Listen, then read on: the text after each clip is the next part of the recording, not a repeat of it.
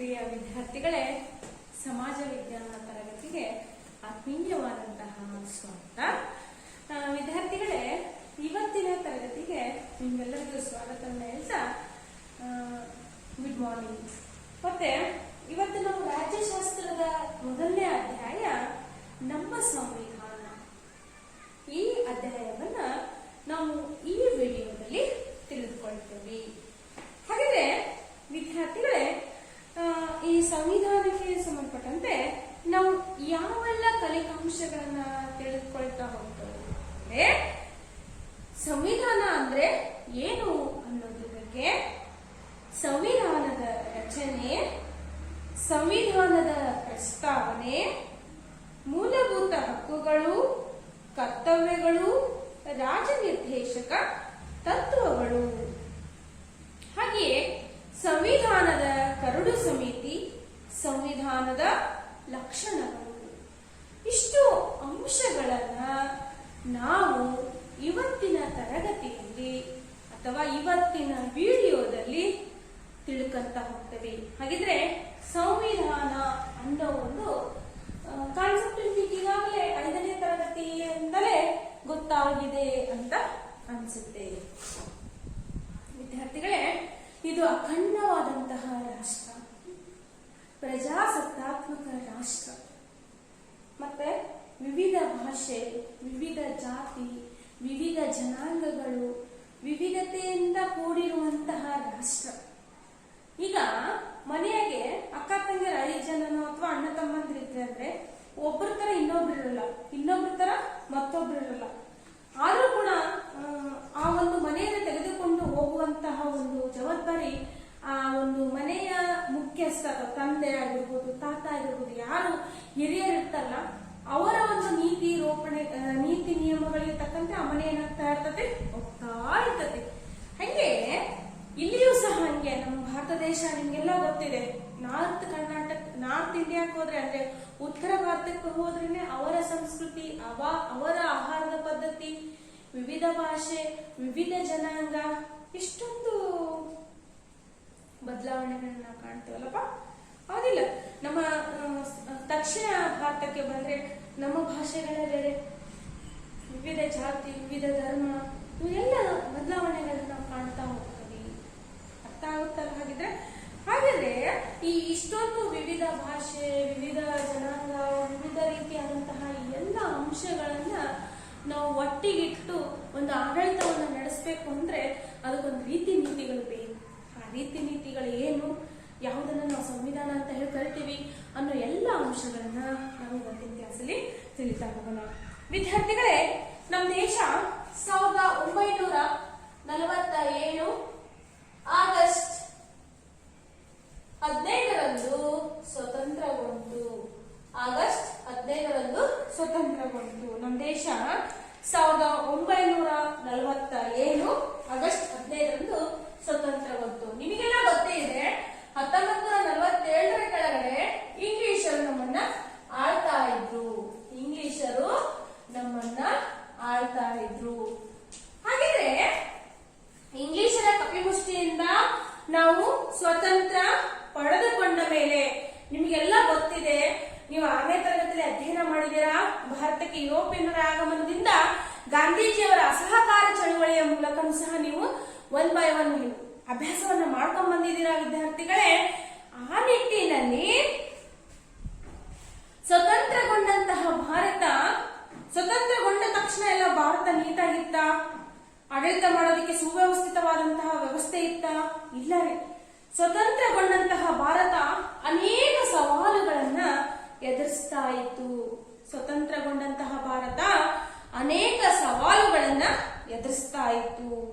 ಆ ಸವಾಲುಗಳಲ್ಲಿ ನಿಮ್ಗೆಲ್ಲ ಗೊತ್ತಿದೆ, ಅಖಂಡ ಭಾರತ 2 ದೇಶಗಳಾಗಿ ವಿಭಾಗ ಆಯಿತು. ಸ್ವತಂತ್ರದ ನಂತರ ಅಖಂಡವಾಗಿದ್ದಂತಹ ಭಾರತ 2 ದೇಶಗಳಾಗಿ ವಿಭಾಗ ಆಯಿತು. ಒಂದು ಭಾರತ, ಮತ್ತೊಂದು ಪಾಕಿಸ್ತಾನ ಅಂತ ಹೇಳಿ. ಹೌದಾ? ಇಲ್ಲಿ ಏನಾಯ್ತಪ್ಪ ಅಂದ್ರೆ, ಪಾಕಿಸ್ತಾನದಿಂದ ಅನೇಕ ಜನ ಭಾರತಕ್ಕೆ ಸೇರುವ, ಭಾರತವನ್ನು ಇಷ್ಟಪಡುವಂತ ಜನರು ವಲಸೆ ಬರ್ತಾರೆ. ಆ ವಲಸೆ ಬಂದವರಿಗೆ ನೆಲೆಯನ್ನ ಕಂಡುಕೊಳ್ಬೇಕು, ನಿರಾಶ್ರಿತರ ಸಮಸ್ಯೆ ಸಮಸ್ಯೆ ಆಗಿರಬಹುದು, ಮತ್ತೆ ಸಂಸ್ಥಾನಗಳನ್ನ ವಿಲೀನೀಕರಣಗೊಳಿಸಬೇಕು. ಭಾರತದ ಸರ್ಕಾರದ ಜೊತೆಗೆ ನಮ್ಮ ದೇಶದಲ್ಲಿದ್ದಂತಹ ದೇಶೀಯ ಸಂಸ್ಥಾನಗಳನ್ನ ವಿಲೀನ ಮಾಡಬೇಕು. ಹಾಗೆಯೇ ಒಂದು ಸುವ್ಯವಸ್ಥಿತ ಕಾನೂನು ರಚನೆ ಆಗಬೇಕು. ಈ ಇಷ್ಟೊಂದು ಸವಾಲುಗಳು ನಮ್ಮ ಮುಂದೆ ಕಂಡು ಬರ್ತಾ ಇದ್ವು. ನಿರಾಶ್ರಿತರ ಸಮಸ್ಯೆಯನ್ನ ಮತ್ತೆ ಈ ಒಂದು ವಿಲೀನೀಕರಣ, ದೇಶೀಯ ಸಂಸ್ಥಾನಗಳ ವಿಲೀನೀಕರಣವನ್ನ ಸರ್ದಾರ್ ವಲ್ಲಭಾಯ್ ಪಟೇಲ್ ರವರು ತುಂಬಾ ಅಚ್ಚುಕಟ್ಟಾಗಿ ನಡೆಸ್ಕೊಂಡು ಹೋಗ್ತಾರೆ. ಹಾಗಾಗಿ ನಾವು ಸರ್ದಾರ್ ವಲ್ಲಭಾಯ್ ಪಟೇಲ್ ರವರನ್ನ ಏನಂತ ಹೇಳಿ ಕರೆದ್ವಿ ಅಂದ್ರೆ, ಸರ್ದಾರ್ ವಲ್ಲಭಾಯ್ ಪಟೇಲ್ ರವರು ಉಕ್ಕಿನ ಮನುಷ್ಯ, ಐರನ್ ಮ್ಯಾನ್ ಅಂತ ಹೇಳಿ ಕರೆಸ್ಕೊಂಡ್ರು. ಇನ್ನು ಮತ್ತೆ ನಮ್ಮ ಮುಂದೆ ಇರುವಂತಹ ಒಂದು ಸವಾಲು, ಕಾನೂನಿನ ಸುವ್ಯವಸ್ಥೆ ಬೇಕಿತ್ತು. ದೇಶಕ್ಕೆ ಒಂದು ಸುವ್ಯವಸ್ಥಿತವಾದಂತಹ ಆಡಳಿತ, ನಿರ್ವಹಣೆ ಇವೆಲ್ಲವೂ ಕೂಡ ಸಮರ್ಪಕವಾಗಿ ನಿರ್ವಹಿಸುವಂತಹ ಒಂದು ಸಂವಿಧಾನ ರಚನೆ ಆಗಬೇಕಾಗಿತ್ತು. ಇದು ನಮ್ಮ ದೇಶದ ಮುಂದೆ ಇದ್ದಂತಹ ಒಂದು ದೊಡ್ಡದಾದಂತಹ ಸವಾಲು. ಹಾಗಿದ್ರೆ ವಿದ್ಯಾರ್ಥಿಗಳೇ, ನಮ್ಮ ಭಾರತ ದೇಶ ಸ್ವತಂತ್ರಗೊಂಡು, ಭಾರತ ದೇಶವನ್ನ ಸ್ವತಂತ್ರಗೊಂಡ ನಂತರ ನಮ್ಮ ದೇಶ ಫ್ರೀಯಾಗಿರ್ಲಿಲ್ಲ, ಬಹಳಷ್ಟು ಸಮಸ್ಯೆಗಳ ಆಗರ ಇತ್ತು.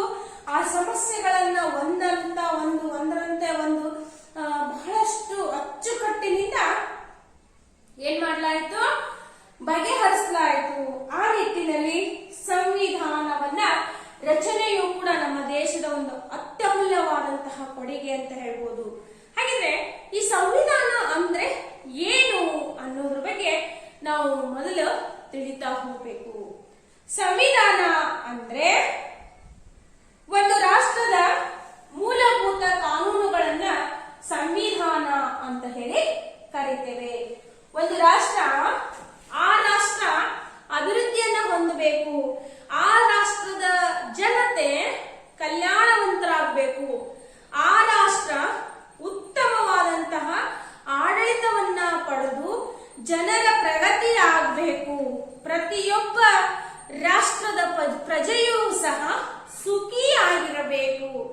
ಅಂತಹ ಒಂದು ಕಾನೂನನ್ನ ನಾವು ಸಂವಿಧಾನ ಅಂತ ಹೇಳಿ ಕರೀತೇವೆ. ಈ ಸಂವಿಧಾನವನ್ನ ರಚನೆ ಮಾಡುವ, ಸಿದ್ಧಪಡಿಸುವಂತಹ ಮಹಾನ್ ಜವಾಬ್ದಾರಿಯನ್ನ ಡಾಕ್ಟರ್ BR ಅಂಬೇಡ್ಕರ್ ಅವರು, ರಾಜೇಂದ್ರ ಪ್ರಸಾದ್ ರವರು ಪಡೆದುಕೊಳ್ತಾ ಹೋಗ್ತಾರೆ. ಹಾಗಿದ್ರೆ ಈ ಸಂವಿಧಾನ ಅಂದ್ರೆ ಏನು ಅನ್ನೋದ್ರ ಬಗ್ಗೆ ತಿಳಿತಾ ಹೋಯ್ತಲ್ಲ ವಿದ್ಯಾರ್ಥಿಗಳ, ನಿಮ್ಗೆ ಒಂದು ರಾಷ್ಟ್ರದ ಮೂಲಭೂತ ಕಾನೂನನ್ನು ಸಂವಿಧಾನ ಅಂತ ಹೇಳಿ ಕರೀತಾರೆ. ಒಂದು ವೇಳೆ ಈಗ ನಾವೊಂದು ಪ್ರಶ್ನೆಯನ್ನ ನಮ್ಮ ಮನಸ್ಸಿಗೆ ಮಾಡಿಕೊಳ್ಳೋಣ. ಏನಂತ ಹೇಳಿ ಆ ಪ್ರಶ್ನೆ ಏನಂತ ಹೇಳಿ ಮಾಡಿಕೊಳ್ಳೋಣ. ಹಾಗಿದ್ರೆ ವಿದ್ಯಾರ್ಥಿಗಳೇ, ಒಂದು ಮನೆ ಅಥವಾ ಒಂದು ಕುಟುಂಬದಲ್ಲಿ ಒಂದು ನೀತಿ ರೀತಿ ಇಲ್ಲ ಅಂದ್ರೆ, ಯಾವ್ದಾದ್ರು ಒಂದು ಕಾನೂನುಗಳು ಇಲ್ಲ ಅಂದ್ರೆ ಎಲ್ಲರೂ ಹೆಂಗ್ ಬೇಕಾದಂಗೆ ಹಂಗೆ ನಡ್ಕೊಂತಾರ ಇಲ್ಲೋ. ಈಗ ಮನೇಲಿ ಏನಾದ್ರು ಒಂದು ಕಾರ್ಯಕ್ರಮಗಳು ಇತ್ತು ಅಂದ್ರೆ, ನೀನ್ ಈ ಕೆಲಸ ಮಾಡು, ನೀನ್ ಈ ಕೆಲಸ ಮಾಡು, ನೀನ್ ಹಿಂಗ ಆಡಳಿತ ಮಾಡು, ನೀನ್ ಹಿಂಗ್ ಮಾಡು ಅಂತ ಕೆಲಸ ಭಾರವನ್ನ ಹಂಚಿಕೊಟ್ಟಾಗ ಆ ಕೆಲಸ ಏನಾಗುತ್ತೆ, ಅಚ್ಚುಕಟ್ಟಾಗುತ್ತೆ. ಹಂಗೆ ಈ ಲೋಕ ಕಲ್ಯಾಣ, ಪ್ರಜೆಗಳ ಹಿತಾಸಕ್ತಿಯನ್ನು ಕಾಯ್ಬೇಕು ಅಂದ್ರೆ ಇದು ಕೂಡ ಏನಾಗಬೇಕು, ಉತ್ತಮವಾದಂತಹ ಒಂದು ವ್ಯವಸ್ಥಿತವಾದಂತಹ ಒಂದು ಆಡಳಿತ, ಕಾನೂನು ವ್ಯವಸ್ಥೆ ಬೇಕು ಅಂತ ಹೇಳ್ತೀವಿ. ಆ ಒಂದು ಚೌಕಟ್ಟನ್ನೇ ನಾವು ಸಂವಿಧಾನ ಅಂತಲೂ ಸಹ ಕರಿತೇವೆ. ಸಂವಿಧಾನ ಅಂದ್ರೆ ಒಂದು ದೇಶ ಹೇಗೆ ಆಳ್ಬೇಕು, ಹೇಗೆ ಎಂಬುದರ ಕಾನೂನಿನ ಚೌಕಟ್ಟನ್ನ ನಾವು ಸಂವಿಧಾನ ಅಂತ ಹೇಳಿ ಕರಿತೇವೆ. ಇನ್ನು ಸಂವಿಧಾನದ ರಚನಾ ಸಭೆ, ಕರಡು ರಚನಾ ಸಮಿತಿ, ಸಂವಿಧಾನದ ರಚನೆ, ಸಂವಿಧಾನದ ಪ್ರಸ್ತಾವನೆ, ಸಂವಿಧಾನದ ಲಕ್ಷಣಗಳು, ಹಾಗೆಯೇ ಅದರ ಜೊತೆಗೆ ಸಂವಿಧಾನದ ಪ್ರಮುಖವಾದಂತಹ ಮೂಲಭೂತ ಕರ್ತವ್ಯಗಳು, ಮೂಲಭೂತ ಹಕ್ಕುಗಳು, ರಾಜ್ಯ ನಿರ್ದೇಶಕ ತತ್ವಗಳನ್ನ ನಾವು ನೋಡ್ತಾ ಹೋಗೋಣ.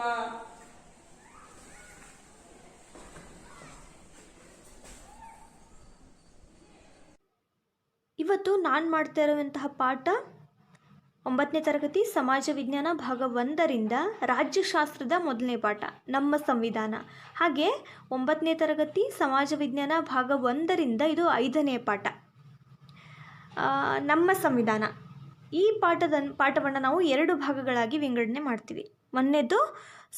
ಒಂದನೇ ಭಾಗದಲ್ಲಿ ನಾವು ಸಂವಿಧಾನದ ರಚನೆಯನ್ನು ಕಲಿತೀವಿ, ಸಂವಿಧಾನದ ಕರಡು ಸಮಿತಿ ಅದರ ಅಧ್ಯಕ್ಷರು ಯಾರಾಗಿದ್ದರು, ಹಾಗೆ ಅಲ್ಲಿಯ ಸದಸ್ಯರು ಯಾರ್ಯಾರಿದ್ರು ಅನ್ನೋದನ್ನು ಕಲಿತೀವಿ. ಹಾಗೆ ಸಂವಿಧಾನದ ಪ್ರಸ್ತಾವನೆ ಏನು ಹೇಳುತ್ತೆ ಅನ್ನೋದನ್ನು ಕಲಿತೀವಿ, ಮತ್ತು ಸಂವಿಧಾನದ ಲಕ್ಷಣಗಳು ಏನೇನು ಅನ್ನೋದನ್ನು ಕಲಿತೀವಿ. ಹಾಗೆ 2ನೇ ಭಾಗದಲ್ಲಿ ನಾವು ಸಂವಿಧಾನದಲ್ಲಿ ಇರುವಂತಹ ಮೂಲಭೂತ ಹಕ್ಕುಗಳು, ಮೂಲಭೂತ ಕರ್ತವ್ಯಗಳು, ಹಾಗೆ ರಾಜ್ಯ ನಿರ್ದೇಶಕ ತತ್ವಗಳು ಯಾವ್ಯಾವು, ಅವು ಏನನ್ನ ಹೇಳುತ್ತೆ, ಮತ್ತು ಸಂವಿಧಾನದ ಯಾವ ಯಾವ ಭಾಗದ ಯಾವ ಯಾವ ವಿಧಿಗಳ ಅಂಡರಲ್ಲಿ ನಾವು ಅದನ್ನು ಕಲಿತೀವಿ ಅನ್ನೋದನ್ನು 2ನೇ ಭಾಗದಲ್ಲಿ ಕಲಿತೀವಿ. ನಮ್ಮ ಸಂವಿಧಾನ. ನಮ್ಮ ದೇಶ ಸ್ವತಂತ್ರಾನಂತರ ಅನೇಕ ಸವಾಲುಗಳನ್ನು ಎದುರಿಸಬೇಕಾಯಿತು. ಈ ಸಮಯದಲ್ಲಿ ಪಾಕಿಸ್ತಾನದಿಂದ ಬಂದಂತಹ ನಿರಾಶ್ರಿತರಿಗೆ ಪುನರ್ವಸತಿ ಕಲ್ಪಿಸೋದು, ಹಾಗೆ ಸಂಸ್ಥಾನಗಳ ವಿಲೀನೀಕರಣ, ಕಾನೂನುಗಳನ್ನು ಸುವ್ಯವಸ್ಥೆಗೊಳಿಸೋದು ಮುಂತಾದ ಸವಾಲುಗಳು ಈ ರಾಜಕೀಯದ ಮುಂದಿದ್ವು, ಸರ್ಕಾರದ ಮುಂದಿದ್ವು. ಸಂಸ್ಥಾನಗಳ ವಿಲೀನೀಕರಣವನ್ನು ಸರ್ದಾರ್ ವಲ್ಲಭಭಾಯಿ ಪಟೇಲರು ಯಶಸ್ವಿಯಾಗಿ ಸಾಧಿಸ್ತಾರೆ. ಆದ್ದರಿಂದ ಅವರನ್ನು ಭಾರತದ ಉಕ್ಕಿನ ಮನುಷ್ಯ ಅಂತ ಕರೀತಾರೆ. ಏಕೀಕರಣ ಆಗಬೇಕಾದ್ರೆ, ಭಾರತದ ಏಕೀಕರಣದಲ್ಲಿ ಸಂಸ್ಥಾನಗಳನ್ನು ವಿಲೀನೀಕರಣಗೊಳಿಸೋದ್ರಲ್ಲಿ ಸರ್ದಾರ್ ವಲ್ಲಭಭಾಯಿ ಪಟೇಲರು ಶ್ರಮವನ್ನು ಪಟ್ಟರು, ಅದನ್ನು ಯಶಸ್ವಿಗೊಳಿಸಿದರು. ಆದ್ದರಿಂದ ಸರ್ದಾರ್ ವಲ್ಲಭಭಾಯಿ ಪಟೇಲ್ ಅವರನ್ನು ಭಾರತದ ಉಕ್ಕಿನ ಮನುಷ್ಯ ಅಂತ ಕರೆಯಲಾಗುತ್ತೆ. ದೇಶದ ವ್ಯವಸ್ಥಿತ ಆಡಳಿತ ನಿರ್ವಹಣೆಗಾಗಿ ಕಾನೂನಿನ ಅವಶ್ಯಕತೆ ಮತ್ತು ಸಂವಿಧಾನದ ರಚನೆ, ಈ ವಿಷಯಗಳ ಸವಾಲನ್ನು ಕೂಡ ಸಮರ್ಪಕವಾಗಿ ಆಗಿನ ಕಾಲದಲ್ಲಿ ನಿರ್ವಹಿಸಲಾಯಿತು.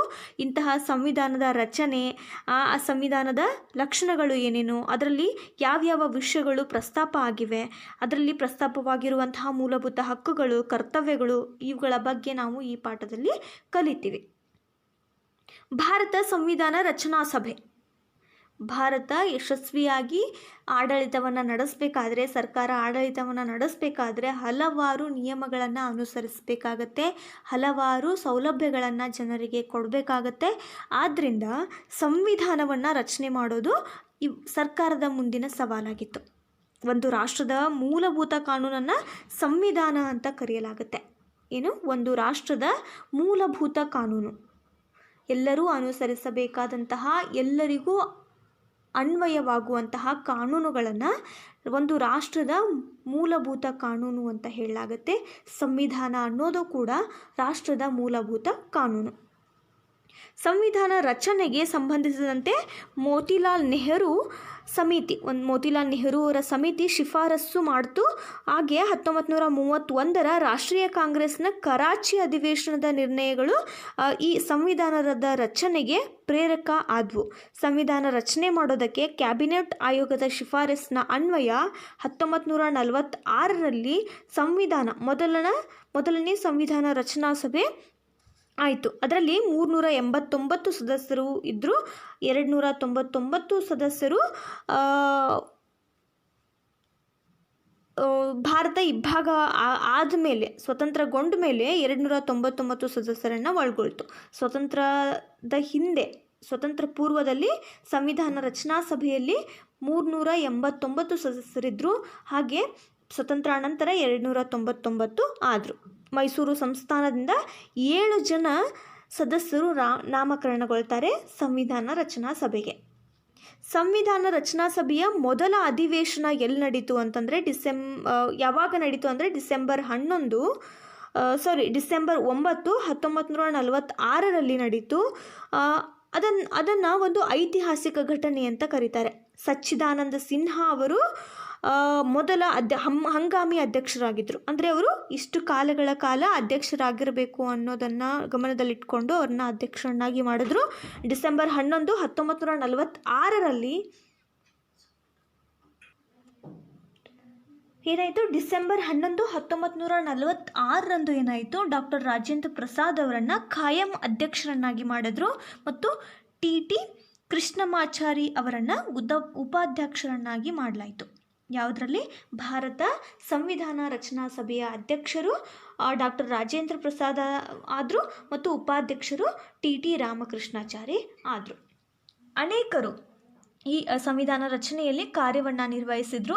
ಅವರಲ್ಲಿ ಜವಾಹರ್ಲಾಲ್ ನೆಹರು, ಸರ್ದಾರ್ ವಲ್ಲಭಾಯಿ ಪಟೇಲ್, ಡಾಕ್ಟರ್ BR ಅಂಬೇಡ್ಕರ್, ಮೌಲಾನಾ ಅಬ್ದುಲ್ ಕಲಾಂ ಆಜಾದ್, ಹಾಗೆ ರಾಜಗೋಪಾಲ್ಚಾರಿ, ಕೆ ಮುನ್ಷಿ, ಶ್ರೀಮತಿ ಸರೋಜಿನಿ ನಾಯ್ಡು, ಶ್ರೀಮತಿ ಸುಚೇತಾ ಕೃಪಾಲಿನಿ, ಕರ್ನಾಟಕದ ಎಸ್ ನಿಜಲಿಂಗಪ್ಪ, KC ರೆಡ್ಡಿ, ಕೆಂಗಲ್ ಹನುಮಂತಯ್ಯ, ಸುಬ್ರಹ್ಮಣ್ಯಂ ಮುಂತಾದವರು ಪ್ರಮುಖರಾಗಿ ಭಾಗವಹಿಸಿದರು. ಇನ್ನು ಕರಡು ರಚನಾ ಸಮಿತಿ, ಭಾರತ ಸಂವಿಧಾನ ಕರಡು ರಚನಾ ಸಮಿತಿ.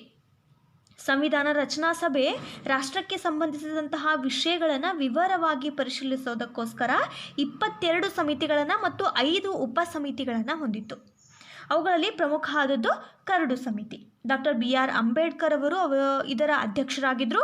ಅವರನ್ನು ಸಂವಿಧಾನ ರಚನಾ ಸಮಿತಿಯ ಅಧ್ಯಕ್ಷರನ್ನಾಗಿ ಮಾಡಿದ್ರು. ಇವರು ಅಪಾರವಾದ ಕೊಡುಗೆಯನ್ನು ಸಂವಿಧಾನ ರಚನೆಗೆ ನೀಡಿದ್ರು. ಇದನ್ನು ಆಧರಿಸಿ ಅವರನ್ನು ಸಂವಿಧಾನ ಶಿಲ್ಪಿ ಅಂತ ಕರೆಯಲಾಯಿತು. ಡಾಕ್ಟರ್ BR ಅಂಬೇಡ್ಕರ್ ಅವರನ್ನು ಅವರ ಒಂದು ಕೊಡುಗೆಯನ್ನು ಆಧರಿಸಿ ಸಂವಿಧಾನ ಶಿಲ್ಪಿ ಅಂತ ಕರೆಯಲಾಗುತ್ತೆ. ಇನ್ನು ಭಾರತ ಸಂವಿಧಾನ ರಚನಾ ಸಮಿತಿಯ ಸದಸ್ಯರು ಯಾರ್ಯಾರು ಅಂತಂದರೆ N Gopalaswami, Alladi Krishnaswami Ayyar, KN Munshi, TT Krishnamachari, Mohammad Saadulla, C Madhavarao ಇವರು ಈ ಕರಡು ರಚನಾ ಸಮಿತಿಯ ಸದಸ್ಯರಾಗಿದ್ದರು. ಇನ್ನು ಸಂವಿಧಾನ ರಚನೆ ಹೇಗಾಯಿತು, ಎಷ್ಟೆಷ್ಟು ಅವಧಿಯನ್ನು ತಗೊಳ್ತು ಅನ್ನೋದನ್ನು ನೋಡೋದಾದರೆ, ಸಂವಿಧಾನ ರಚನಾ ಸಭೆ ರಚನಾ ಕಾರ್ಯವನ್ನು ಮುಗಿಸೋದಕ್ಕೋಸ್ಕರ 2 ವರ್ಷ 11 ತಿಂಗಳು 18 ದಿನಗಳನ್ನು ತೆಗೆದುಕೊಳ್ತು. ಇದು ಅಂಗೀಕಾರ ಆಗಿತ್ತು. ಸಂವಿಧಾನ ಅಂಗೀಕಾರ ಆಗಿದ್ದು ನವೆಂಬರ್ 26, 1949ರಂದು ಇದು ಅಂಗೀಕಾರ ಆಯಿತು. ಹಾಗೆ ಜನವರಿ 26, 1950ರಂದು ನಮ್ಮ ಸಂವಿಧಾನ ಜಾರಿಗೆ ಬಂತು. ರಚನಾ ಸಭೆಯಲ್ಲಿ ಇದ್ದಂತಹ ಸಮಿತಿಗಳು ನಿರಂತರವಾಗಿ ಕೆಲಸವನ್ನು ನಿರ್ವಹಣೆ ಮಾಡಿ ಅನೇಕ ಸದಸ್ಯರುಗಳು ಮಂಡಿಸಿದಂತಹ ತಿದ್ದುಪಡಿಗಳ ಮೇಲೆ ಚರ್ಚೆಯನ್ನು ನಡೆಸಿದ್ರು. ನಂತರ ಕರಡು ಸಂವಿಧಾನವನ್ನು ರಚನೆ ಮಾಡಿದ್ರು. ಬ್ರಿಟಿಷ್ ಸರ್ಕಾರ ಹೊರಡಿಸಿದಂತಹ ಹಲವಾರು ಕಾಯ್ದೆಗಳು 1991, 1919, 1935 ಭಾರತ ಸರ್ಕಾರದ ಕಾಯ್ದೆಗಳು, ಬ್ರಿಟನ್ನಿನ ಸಂಸದೀಯ ವ್ಯವಸ್ಥೆ, ಅಮೆರಿಕದ ಬಿಲ್ ಆಫ್ ರೈಟ್ಸ್, ಐರ್ಲೆಂಡಿನ ಸಾಮಾಜಿಕ ನಿರ್ದೇಶಕ ತತ್ವಗಳು ಮುಂತಾದವುಗಳನ್ನು ಅಳವಡಿಸಿಕೊಳ್ಳೋದರ ಮೂಲಕ ನಮ್ಮ ಸಂವಿಧಾನ ರಚನೆ ಆಯಿತು. 1949 ನವೆಂಬರ್ 26ರಂದು ಅಂಗೀಕರಿಸಲ್ಪಡ್ತು. 1950 ಜನವರಿ 26ರಂದು ನಮ್ಮ ಸಂವಿಧಾನ ಜಾರಿಗೆ ಬಂತು.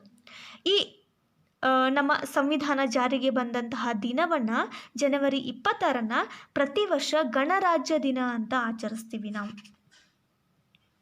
ಇನ್ನು ಸಂವಿಧಾನದ ಪ್ರಸ್ತಾವನೆ. ಭಾರತದ ಸಂವಿಧಾನವು ತನ್ನದೇ ಆದಂತಹ ಒಂದು ಮುನ್ನುಡಿಯನ್ನು ಹೊಂದಿದೆ. ಅದನ್ನು ಪ್ರಸ್ತಾವನೆ ಅಂತ ಕರಿತೀವಿ. ಈ ಪ್ರಸ್ತಾವನೆ ಸಂವಿಧಾನ ರಚನಾಕಾರರ ವಿಚಾರಧಾರೆಯನ್ನು ಒಳಗೊಂಡಿದೆ. ನಮ್ಮ ಸಂವಿಧಾನ ಹೇಗಿರಬೇಕು, ನಾವು ಹೇಗಿರಬೇಕು, ಯಾವ್ಯಾವ ಕರ್ತವ್ಯಗಳನ್ನು ಒಳಗೊಂಡಿರ್ತೀವಿ, ಯಾವ್ಯಾವ ಹಕ್ಕುಗಳನ್ನು ಹೊಂದಿರ್ತೀವಿ, ಎಲ್ಲದರ ಸಾರಾಂಶ ಈ ಸಂವಿಧಾನದ ಪ್ರಸ್ತಾವನೆ. ಇದನ್ನು ಪೂರ್ವ ಪೀಠಿಕೆ ಅಂತಲೂ ಕರೆಯಲಾಗುತ್ತೆ ಮತ್ತು ಇದನ್ನು ಸಂವಿಧಾನದ ಒಡವೆ ಅಂತ ಕರೀತಾರೆ. ಭಾರತದ ಸಂವಿಧಾನವು ತನ್ನದೇ ಆದಂತಹ ಪ್ರಸ್ತಾವನೆಯನ್ನು ಹೊಂದಿದೆ. ಸಂವಿಧಾನದ ರೂಪರೇಷೆ, ಅದರ ಮೌಲ್ಯ, ಸಿದ್ಧಾಂತ ಮತ್ತು ಉದ್ದೇಶಗಳ ಸಾರಾಂಶ ಸಂವಿಧಾನದ ಪ್ರಸ್ತಾವನೆ. ಇದು ಜನತೆಯ ಧ್ಯೇಯಗಳನ್ನು ನಿರ್ಧರಿಸುತ್ತೆ. ಹಾಗೆ ಇದು ಜನತೆಗೆ ಒಂದು ಆದರ್ಶ ತತ್ವ ಅಂತ ಕರೆಸ್ಕೊಳ್ಳುತ್ತೆ.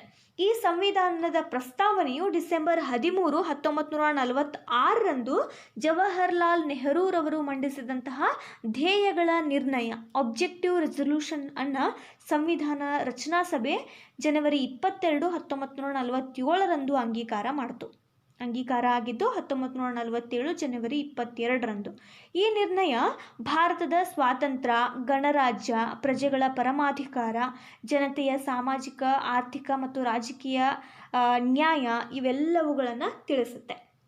ನಮ್ಮ ಸಂವಿಧಾನದ ಪೂರ್ವ ಪೀಠಿಕೆ ಒಂದು ತುಂಬ ಅರ್ಥಗರ್ಭಿತವಾದದ್ದು. ದೇಶದ ರಾಜಕೀಯ ವ್ಯವಸ್ಥೆಯ ಚಿತ್ರಣವನ್ನು ಅದು ನಮ್ಮ ಮುಂದೆ ಇಡುತ್ತೆ.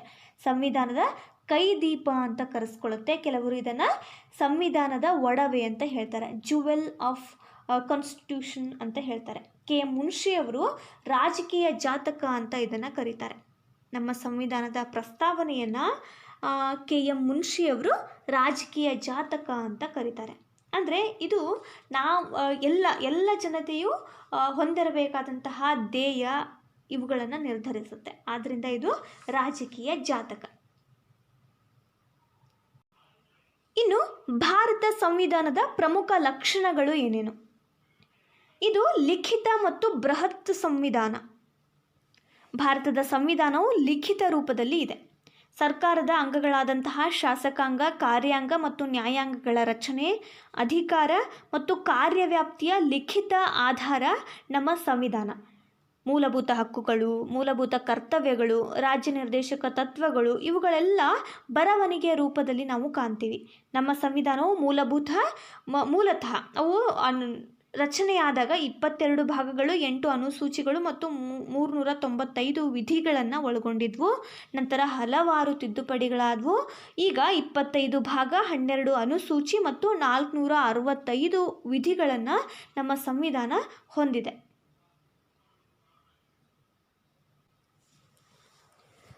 ಆದರೆ ವಿಕಿಪೀಡಿಯಾ ಏನು ಹೇಳುತ್ತೆ, ಈಗ ಕಾನ್ಸ್ಟಿಟ್ಯೂಷನ್ 470 ಆರ್ಟಿಕಲ್ಸ್ ಅಂದರೆ ವಿಧಿಗಳು ಮತ್ತು 25 ಭಾಗಗಳು, 12 ಅನುಸೂಚಿಗಳನ್ನು ಒಳಗೊಂಡಿದೆ. ಹಾಗೆ 104 ಅಮೆಂಡ್ಮೆಂಟ್ಸ್ಗಳಾಗಿವೆ. ಇಲ್ಲಿವರೆಗೂ 104 ಅಮೆಂಡ್ಮೆಂಟ್ಸ್ಗಳನ್ನು, ತಿದ್ದುಪಡಿಗಳನ್ನು ನಾವು ಕಾಣಬಹುದು. ಹಾಗೆ ಈ ಲೇಟೆಸ್ಟ್ ಅಮೆಂಡ್ಮೆಂಟ್, ಈಗ ಸಮೀಪದಲ್ಲಿ ಆಗಿರುವಂತಹ ಅಮೆಂಡ್ಮೆಂಟ್ ತಿದ್ದುಪಡಿ ಯಾವಾಗಾಯಿತು ಅಂದರೆ ಅದು 14 ಜನವರಿ 2019 ಆಯಿತು. ಇದು ಭಾಗಶಃ ನಮ್ಯ ಮತ್ತು ಭಾಗಶಃ ಅನಮ್ಯ ಸಂವಿಧಾನ ಅಂತ ಹೇಳಲಾಗುತ್ತೆ. ಯಾವ ದೇಶದ ಸಂವಿಧಾನವನ್ನು ವಿಶೇಷ ವಿಧಾನವನ್ನು ಅನುಸರಿಸದೆ ಸುಲಭವಾಗಿ ತಿದ್ದುಪಡಿ ಮಾಡಬಹುದೋ ಅದನ್ನು ನಮ್ಯ ಅಥವಾ ಸರಳ ಸಂವಿಧಾನ ಅಂತ ಹೇಳಲಾಗುತ್ತೆ. ಯಾವ ಸಂವಿಧಾನದ ತಿದ್ದುಪಡಿ ವಿಶೇಷ ವಿಧಾನವನ್ನು ಒಳಗೊಂಡಿರುತ್ತೋ ಅದನ್ನು ಅನಮ್ಯ ಅಥವಾ ಕಠಿಣ ಸಂವಿಧಾನ ಅಂತ ಕರೆಯಲಾಗುತ್ತೆ. ಆದ್ದರಿಂದ ಭಾರತ ಎರಡು ಲಕ್ಷಣಗಳನ್ನು ಒಳಗೊಂಡಿದೆ. ಅತಿ ಸುಲಭವೂ ಆಗಿರದೆ, ಕಠಿಣವೂ ಆಗಿರದೆ, ಸರಳ ಮತ್ತು ಕಠಿಣತೆ ಎರಡರಿಂದನೂ ಕೂಡ ಕೂಡಿರೋದ್ರಿಂದ ಇದನ್ನು ಭಾಗಶಃ ನಮ್ಯ ಮತ್ತು ಭಾಗಶಃ ಅನಮ್ಯ ಸಂವಿಧಾನ ಅಂತ ಕರೆಯಲಾಗುತ್ತೆ. ಇನ್ನು ಸಂಸದೀಯ ಸರ್ಕಾರ ಪದ್ಧತಿ ಇರುತ್ತೆ. ಸಂಸದೀಯ ಸರ್ಕಾರ ಪದ್ಧತಿ ಅಂದರೆ ನಮ್ಮ ಸಂವಿಧಾನವು ಸಂಸದೀಯ ಸರ್ಕಾರ ಪದ್ಧತಿಗೆ ಅವಕಾಶವನ್ನು ಮಾಡಿಕೊಟ್ಟಿದೆ.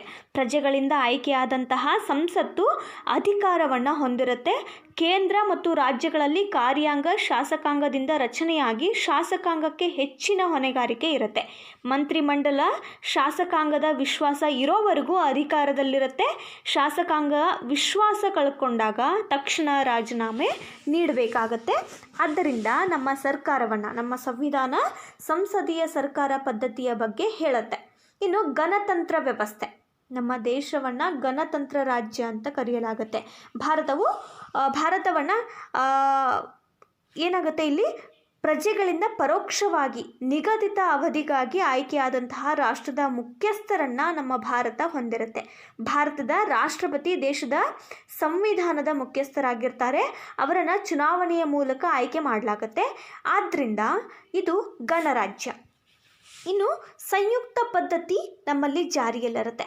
ಭಾರತವು ವಿವಿಧ ಭಾಷೆ, ಜಾತಿ, ಜನಾಂಗ ಮತ್ತು ವಿಶಾಲ ಭೂಪ್ರದೇಶ ಹೊಂದಿರೋದ್ರಿಂದ ಸಂವಿಧಾನವು ಸಂಯುಕ್ತ ಪದ್ಧತಿಗೆ ಅವಕಾಶ ಮಾಡಿಕೊಟ್ಟಿದೆ.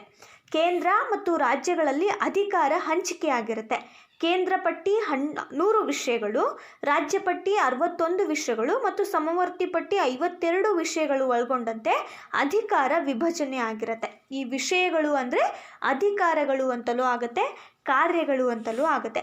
ಈ ಎರಡೂ ಸರ್ಕಾರಗಳ ನಡುವೆ ಉಂಟಾಗುವಂತಹ ವಿವಾದಗಳನ್ನು ಬಗೆಹರಿಸಿಕೊಳ್ಳೋದಕ್ಕೆ ಸುಪ್ರೀಂ ಕೋರ್ಟ್ ಒಂದು ಸಹಾಯವನ್ನು ಕೂಡ ಸರ್ಕಾರ ಪಡಿಬಹುದು. ಇನ್ನು ಮೂಲಭೂತ ಹಕ್ಕುಗಳು, ನಮ್ಮ ಸಂವಿಧಾನ ಮೂಲಭೂತ ಹಕ್ಕುಗಳನ್ನು ಒಳಗೊಂಡಿದೆ. ವ್ಯಕ್ತಿಯ ಸರ್ವತೋಮುಖ ಅಭಿವೃದ್ಧಿಗೆ ಅಗತ್ಯವಾದಂತಹ ವಿಷಯಗಳನ್ನು ಸಂವಿಧಾನದಿಂದ ರಕ್ಷಣೆ ಮಾಡ್ಕೊಳ್ಬಹುದು. ಅವುಗಳನ್ನು ಮೂಲಭೂತ ಹಕ್ಕುಗಳು ಅಂತ ಕರೆಯಲಾಗುತ್ತೆ. ಈ ಹಕ್ಕುಗಳನ್ನು ದೇಶದ ಯಾವುದೇ ಕಾನೂನು ಕ್ರಮಗಳಿಂದಾಗಲಿ, ಕೇಂದ್ರ, ರಾಜ್ಯ ಮತ್ತು ಅಧೀನ ಸರ್ಕಾರಗಳಾಗಲಿ ಅಥವಾ ಅಧೀನ ಸಂಸ್ಥೆಗಳಾಗಲಿ ಕಿತ್ತುಕೊಳ್ಳೋದಕ್ಕೆ ಸಾಧ್ಯ ಇಲ್ಲ. ಮೂಲಭೂತ ಹಕ್ಕುಗಳಿಗೆ ಸಂವಿಧಾನಾತ್ಮಕ ಉಲ್ಲಂಘನೆ ಆದಾಗ ಸುಪ್ರೀಂ ಕೋರ್ಟ್ ಮೊರೆ ಹೋಗಿ ಅಥವಾ ಹೈಕೋರ್ಟ್ ಮೊರೆ ಹೋಗಿ ನಾವು ಪರಿಹಾರವನ್ನು ಪಡ್ಕೊಳ್ಬಹುದು. ಇಂತಹ ಮೂಲಭೂತ ಹಕ್ಕುಗಳನ್ನು ಸಂವಿಧಾನದ 3ನೇ ಭಾಗದಲ್ಲಿ ನಾವು ಕಲಿಬಹುದು.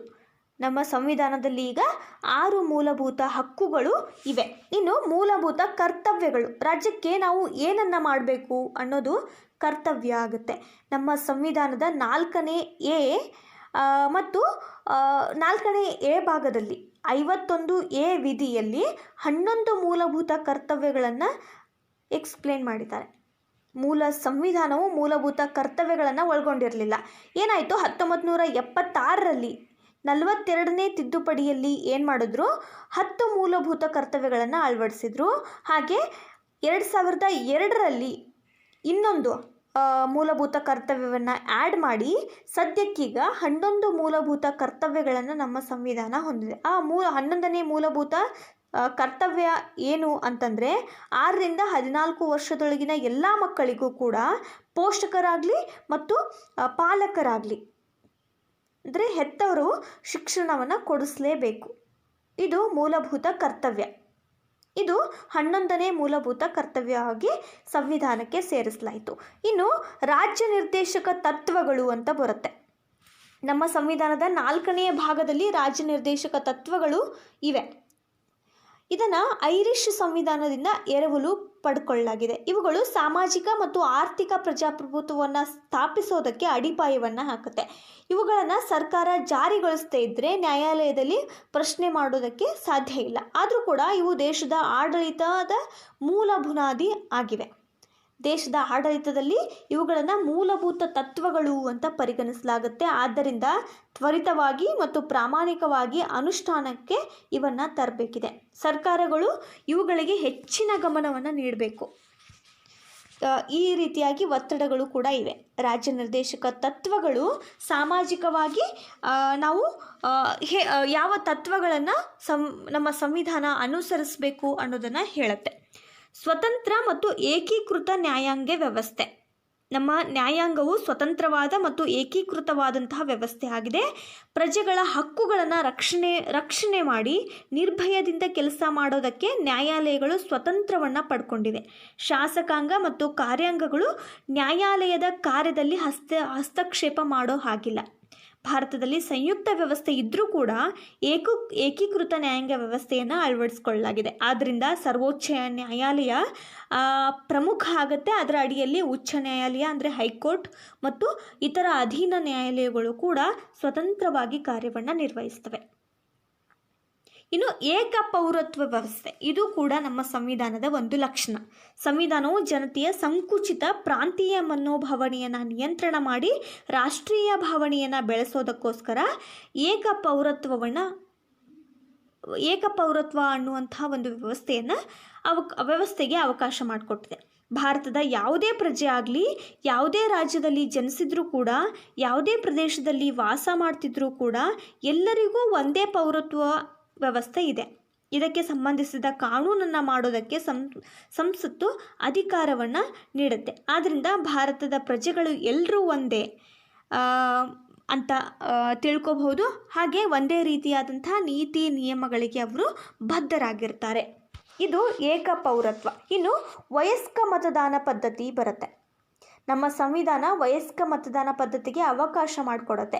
ಯಾವುದೇ ತಾರತಮ್ಯ ಇಲ್ಲದೆ 18 ವರ್ಷ ಮೇಲ್ಪಟ್ಟ ಅಥವಾ 18 ವರ್ಷ ಎದ್ದ ಎಲ್ಲ ಪ್ರಜೆಗಳು ಕೂಡ ಮತದಾನದ ಹಕ್ಕನ್ನು ಪಡೆದಿರ್ತಾರೆ. ತಾವು ಚುನಾವಣೆಯ ಮೂಲಕ ಒಬ್ಬ ಅಧಿಕಾರಿಯನ್ನು ಅಥವಾ ಒಬ್ಬ ನಾಯಕನನ್ನು ಆರಿಸುವ ಹಕ್ಕನ್ನು ಇವರು ಹೊಂದಿರ್ತಾರೆ. ಇನ್ನು ದ್ವಿಸದನ ಶಾಸಕಾಂಗ. ನಮ್ಮ ಸಂವಿಧಾನ ಭಾರತದ ಶಾಸಕಾಂಗವನ್ನು ಸಂಸತ್ತು ಅಂತ ಕರೆಯುತ್ತೆ. ಈ ಸಂಸತ್ತು ದ್ವಿಸದನವನ್ನು ಹೊಂದಿದೆ. ಅಂದರೆ ಇಲ್ಲಿ 2 ಸದನಗಳಿರುತ್ತೆ, ಲೋಕಸಭೆ ಮತ್ತು ರಾಜ್ಯಸಭೆ. ರಾಜ್ಯಸಭೆಯನ್ನು ಮೇಲ್ಮನೆ ಅಂತ ಕರೆದ್ರೆ ಲೋಕಸಭೆಯನ್ನು ಕೆಳಮನೆ ಅಂತ ಕರೆಯಲಾಗುತ್ತೆ. ಇನ್ನು ಪಕ್ಷ ಪದ್ಧತಿ ಇಲ್ಲಿ ಇದೆ. ರಾಜಕೀಯ ಪಕ್ಷಗಳು ಪ್ರಜಾಪ್ರಭುತ್ವ ವ್ಯವಸ್ಥೆಯ ಬುನಾದಿ ಅಂತ ಹೇಳಲಾಗುತ್ತೆ. ಭಾರತದಲ್ಲಿ ಅನೇಕ ರಾಜಕೀಯ ಪಕ್ಷಗಳು ಇರೋದ್ರಿಂದ ಬಹುಪಕ್ಷ ಪದ್ಧತಿ ನಮ್ಮಲ್ಲಿ ಅಸ್ತಿತ್ವದಲ್ಲಿದೆ.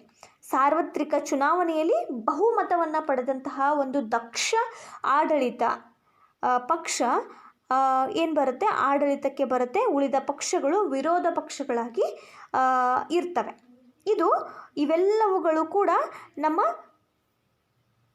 ಸಂವಿಧಾನದ ಲಕ್ಷಣಗಳು. ಇದು ಲಿಖಿತ ಸಂವಿಧಾನ ಮತ್ತು ಬೃಹತ್ ಸಂವಿಧಾನ ಅಂತ ಹೇಳಲಾಗುತ್ತೆ. ಭಾಗಶಃ ಇದು ಸರಳ ಮತ್ತು ಕಠಿಣವೂ ಕೂಡ ಆಗಿರುತ್ತೆ. ಸಂಸದೀಯ ಸರ್ಕಾರಿ ಪದ್ಧತಿ ಜಾರಿಯಲ್ಲಿದೆ. ಗಣತಂತ್ರ ವ್ಯವಸ್ಥೆ, ಸಂಯುಕ್ತ ಪದ್ಧತಿ, ಇಲ್ಲಿ ಮೂಲಭೂತ ಹಕ್ಕುಗಳಿವೆ, ರಾಜನಿರ್ದೇಶಕ ತತ್ವಗಳಿವೆ, ಮೂಲಭೂತ ಕರ್ತವ್ಯಗಳಿವೆ ಮತ್ತು ಸ್ವತಂತ್ರ ಏಕೀಕೃತ ನ್ಯಾಯಾಂಗ ವ್ಯವಸ್ಥೆ ಇರೋದ್ರಿಂದ ಹೈಕೋರ್ಟ್, ಸುಪ್ರೀಂ ಕೋರ್ಟ್ಗಳು ನಮ್ಮ ಸಾಮಾಜಿಕ ಒಂದು ನ್ಯಾಯವನ್ನು ನಾಗರಿಕರಿಗೆ ತಂದುಕೊಡಬಲ್ಲವು. ಹಾಗೆ ಏಕ ಪೌರತ್ವ ಪದ್ಧತಿ ಇಲ್ಲಿ ಜಾರಿಯಲ್ಲಿದೆ. ವಯಸ್ಕ ಮತದಾನ ಪದ್ಧತಿ ಇರೋದ್ರಿಂದ ಯಾವುದೇ ವ್ಯಕ್ತಿಯೂ ಕೂಡ 18 ಅಥವಾ 18 ವರ್ಷಕ್ಕಿಂತ ಮೇಲ್ಪಟ್ಟ ಯಾವುದೇ ವ್ಯಕ್ತಿಯೂ ಕೂಡ ಮತದಾನದ ಹಕ್ಕನ್ನು ಹೊಂದಿರ್ತಾನೆ. ಇನ್ನು ಸಂವಿಧಾನದಲ್ಲಿ ದ್ವಿಸದನ ಪದ್ಧತಿ ಇರುತ್ತೆ. ಹಾಗೆ ಪಕ್ಷ ಪದ್ಧತಿ ನಮ್ಮಲ್ಲಿ ಇದೆ. ಇವೆಲ್ಲವುಗಳು ಕೂಡ ನಮ್ಮ ಸಂವಿಧಾನದ ಲಕ್ಷಣಗಳು. ಈ ಪಾಠದಲ್ಲಿ ನಾವು ಏನೇನು ಕಲಿತ್ವಿ? ಸಂವಿಧಾನ ಕಲಿತ್ವಿ. ಸಂವಿಧಾನದ ರಚನಾ ಸಮಿತಿಯನ್ನು ಯಾರ್ಯಾರಿದ್ರು ಅನ್ನೋದನ್ನು ಕಲಿತ್ವಿ. ಕರಡು ಸಮಿತಿಯಲ್ಲಿ ಯಾರ್ಯಾರಿದ್ರು ಅನ್ನೋದನ್ನು ಕಲಿತ್ವಿ.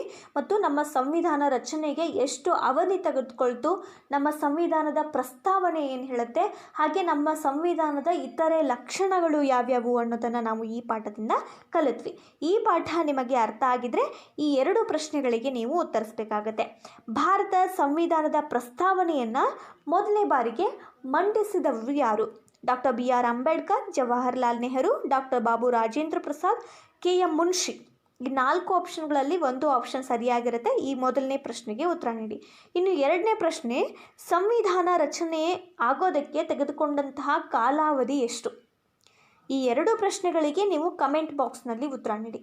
ಮತ್ತು ಇತರೆ ಅಭಿಪ್ರಾಯಗಳನ್ನು ಕೂಡ ಕಮೆಂಟ್ ಬಾಕ್ಸ್ನಲ್ಲಿ ಕಮೆಂಟ್ ಮಾಡಿ ನೀವು ನಮಗೆ ತಿಳಿಸಬಹುದು.